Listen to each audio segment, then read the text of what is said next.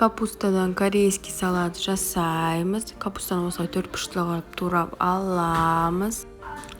Оған тұз саламыз. Жақсылап тұрып араластырамыз.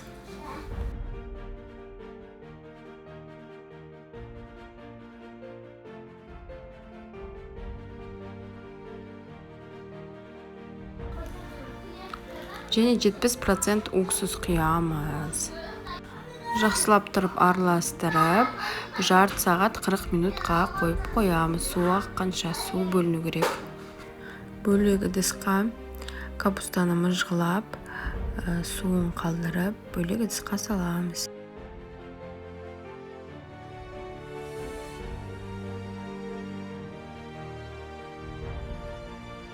Үстінен үккіштен өткізген сәбізді саламыз.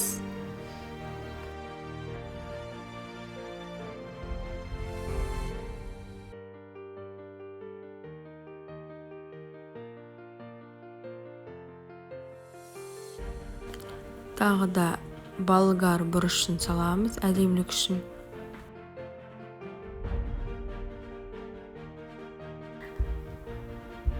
Үстінен қант саламыз. Сарымсақ саламыз үстіне тағы да.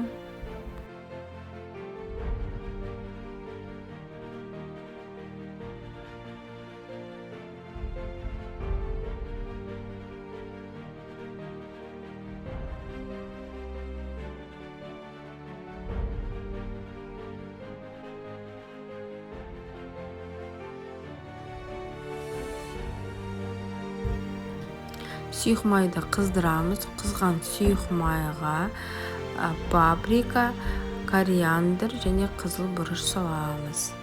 Майды қатты қыздырмау керек, өйткені жаңағы салған приправамыз қап-қара болып, қатты қызып кетсе солай болды. Орташа қызған кезде араластырып салып приправаларды жаңағы салатымыздың үстіне құямыз.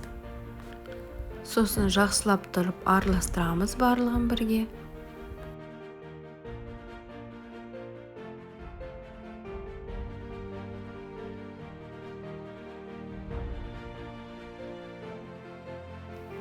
Сосын лотос дәмдеу үшін саламыз. Лотос дәмдеу үшін корейский магазиндардан алсаңыз болады. Сосын кунжут майын себеміз. Кунжут майын тоже корейский магазиндардан алсаңыз болады. Ең соңында бір қасық соя қоспасын қосамыз және жақсылап тұрып араластырамыз.